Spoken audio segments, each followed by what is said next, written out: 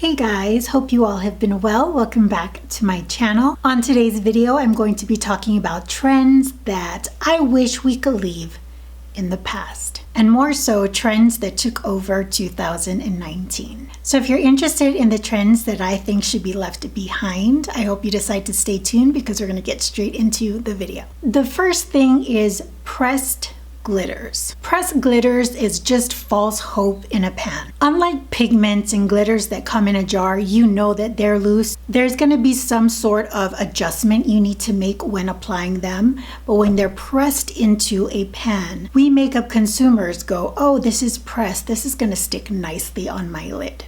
No, it does not. Here's what I'm saying.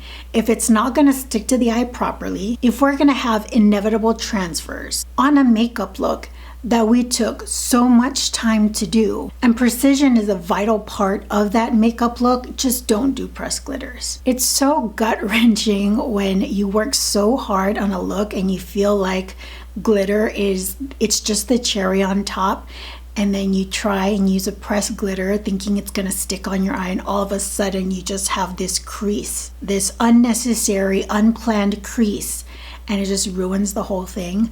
I know that I'm not the only one. And I've seen so many people do tutorials and say the same thing using pressed glitters. Not all of us makeup consumers do makeup looks for Instagram, and so we do the makeup and then we wipe it off. Some of us want to use glitters to go buy toilet paper or pay bills. And if it's just gonna transfer because all of this movement and blinking, all the hoopla that we go through on a daily basis, don't make it. It's false hope in a pan. That's exactly what it is. Pressed glitters are horrible. The person to make pressed glitters actually adhere to the eyes in true perfection is going to bank. Guarantee you that. Next one I might get some flack for, but I feel very strongly about it, and that's rainbow palettes. 2019 was definitely the year of rainbow palettes, of colorful eyeshadow palettes, and I just feel like it's overdone. I don't know how many more yellow, pink, purple, red, blue, green palettes I'm gonna want to purchase. And makeup is definitely subjective, but when it comes to bright, like very vivid colors, and that's what I mean by rainbow palettes, there's only so many combinations you can make, and palettes like that, generally speaking, is not what a majority of people use on a regular basis, say for work or for school. Now please do not confuse that with ditching colorful eyeshadow looks. Colorful eyeshadow looks is here to stay. There's something exciting and something challenging using colors in your makeup, but just having palette after palette be consisting of very similar shades for an entirety of a year, I think it's a little overdone. And for me, I'm just kind of over it. A trend that I would like to see come back, and I feel like it will be the cool tone palettes and also the inclusions of grays and silvers. I feel like those color stories, those palettes kind of jump in and out of popularity here and there, but with the oversaturation of warm eyeshadow palettes and of colorful eyeshadow palettes, I think something more muted is kind of being desired now. So maybe the like cool tone neutrals, the grays, and the silvers, that might have a comeback. Those are personally not my types of shades. Grays and silvers don't necessarily look good on my complexion, I feel, but I do see a resurgence of those color stories. We'll see if I'm right. Next up are jumbo eyeshadow palettes. This trend has been slowly dying out. We're seeing smaller and smaller curated palettes. With jumbo palettes, it's like a waste. I feel like it's a waste of ingredients. It's a waste of products, like materials. Because when you think about it, how many of the eyeshadows in those palettes do you actually use to finish? Not very many, I would assume. There's a lot still left over in the palette. So if makeup companies that are used to creating such big palettes take the time to curate things and figure out a color story that they know would appeal to the audience, they could save money on the materials. They can save money on the ingredients, and we won't be left with so much unused makeup. Now, these jumbo palettes I know are very useful for beginners beginners and for makeup artists. But with the current makeup stash that we have on shelves online, there's enough for people to pick and choose from that we don't need to constantly be coming out with the jumbo palettes. The market is saturated enough as it is, so companies, stop with the jumbo palettes.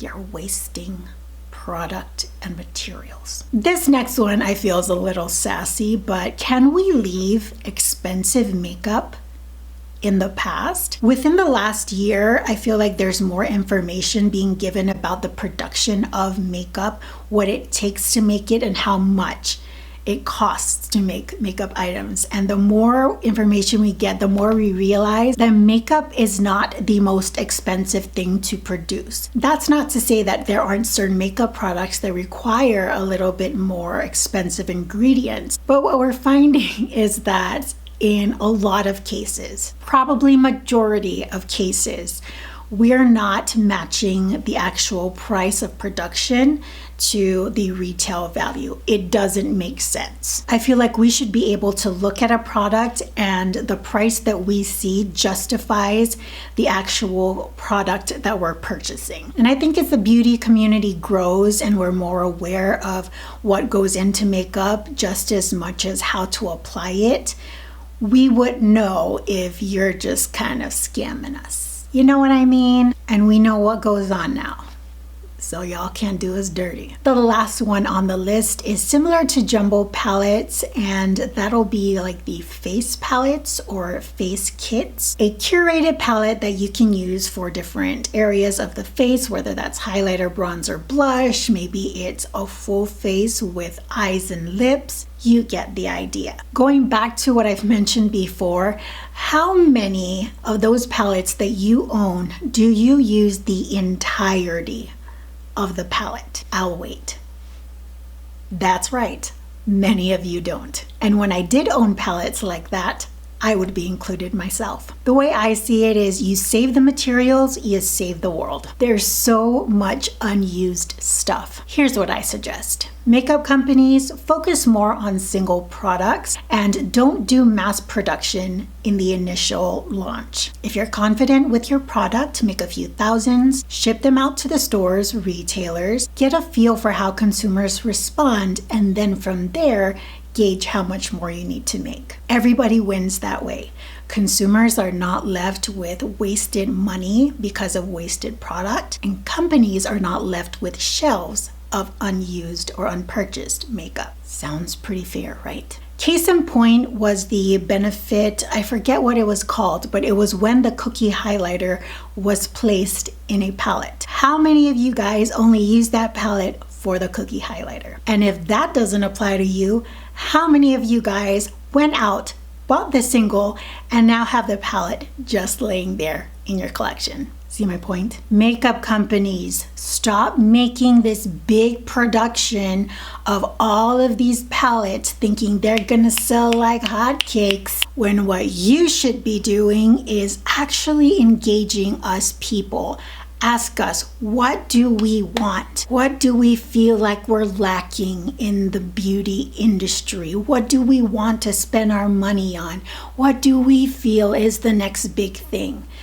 That way, you know exactly what to make, and we know exactly what to expect. I truly wish that that would be the direction that we take the beauty industry, that there would be more customer and company relation so that we are both getting what we want. We want innovative, we want new, we want exciting as consumers. And as a business, you want customers to come back and you want customers to bring in that money.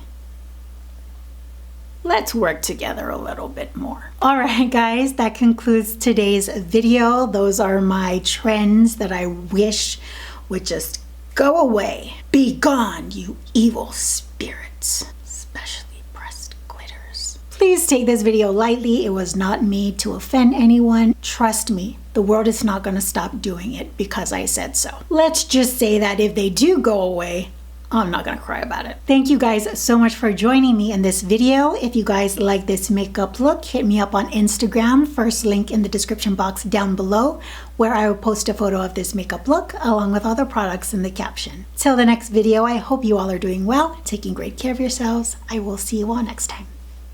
Bye, guys. This is my book of video ideas, but I'm gonna open it like I'm at Mass. Amen. I wonder who went to Catholic school.